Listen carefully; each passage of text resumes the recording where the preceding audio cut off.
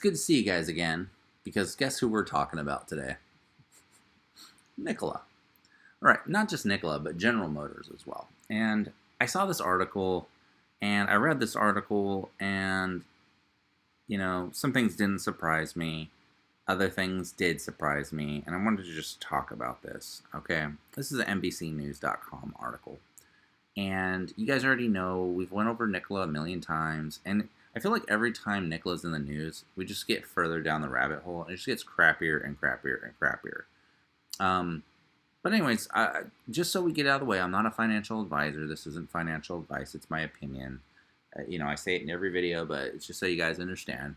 And yeah, I want to get that out of the way. Also, if you got it in your heart and you want to help me out, hit that like, subscribe button. It really helps me, motivates me to make more content for you guys. So help me out with that.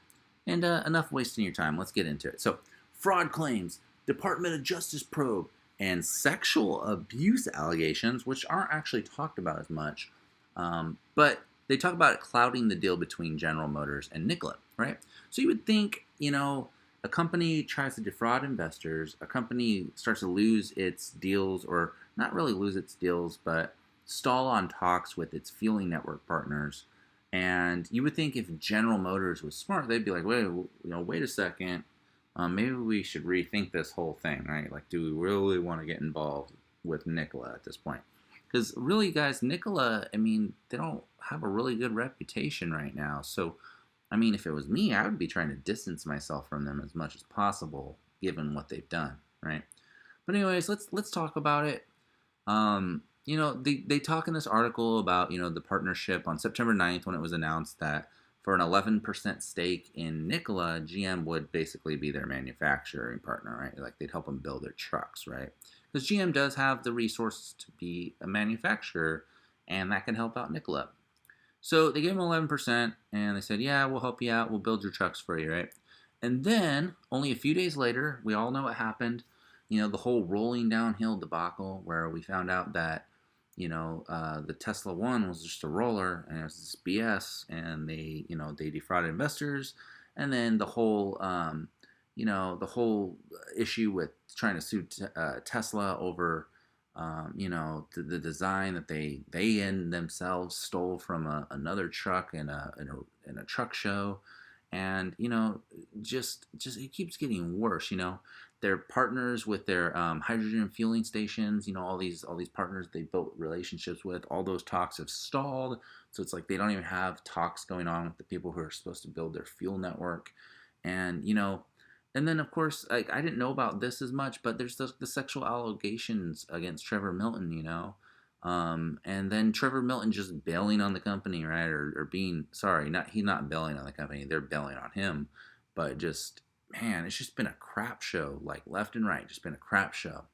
So you would think after all of that, you would think that anybody who's involved with them would be like, wait a second, like, should we really stick with them? And like, to me, that would make sense. But I read this right here and it just blew my mind. Despite the setbacks, several GM insiders tell NBC News the company plans to continue negotiations that could yet lead to a deal and even yield significant new markets for GM's clear car technology while helping boost production capacity and utilization.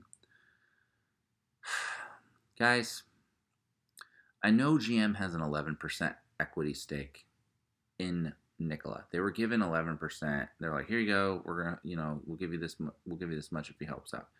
But you got to ask yourself, is it really worth it? Like to like, you're kind of like tarnishing your name. It's literally like you're hanging out with a convicted felon or something. You know what I mean? Like, maybe not that bad, but like, what is GM doing? Like General Motors. Like General Motors is one of the biggest car manufacturers around.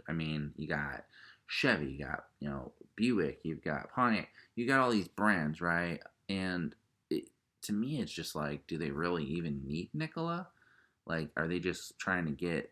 I understand what they're trying to do. They're trying to go green, but man, dude, like, you guys really picked the wrong company to do it with. I'm sure I'm sure you have the resources to make your own electric cars and make them good. You just like if you took the time and energy that you really want to pour into Nikola, you just pour it in yourself, you'd probably be better off. You know. I mean, the stock's just been dumping. It's gonna go down even more.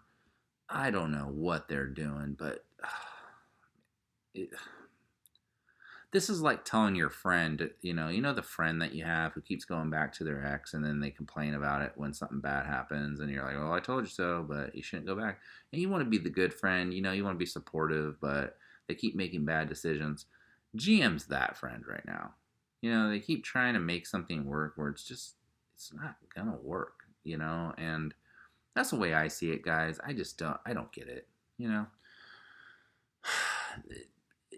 It just amazes me. I don't know. Anyways, I just want to kind of bring that up and rant about that because apparently GM is still in with Nikola. They still believe in him when everybody else is just kind of thrown in the towel and said, screw it. But we'll see what happens. I mean, you can build the truck, but you still don't have the network that you need to fuel it. So what's the point, Anyways, guys, have a good one. I'll see you in the next video. I hope everybody's doing great. And yeah, peace.